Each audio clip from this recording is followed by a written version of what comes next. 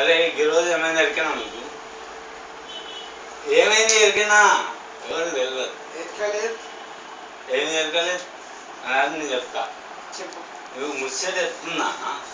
ఈరోజు అదేం కాలేజ్ అలా అలా కాలేజ్ పోయినాం. అదేం చేస్తుంది సార్, నాకంటే మంచి మంచి కళాకారులు ఉండరా? అది ఏం చెప్పమంటారు సార్ మీకు? అది మీకు ముచ్చట ఎరకనా? అది నాకంటే బట్టే బస్సు కదే మీరు. అది నిజం, అమ్మతో చెప్తున్నా. అది నిజంగా మస్తు బట్టే బస్సు. అది అగ్గిపుల్లి అంటే గీసిస్తారు,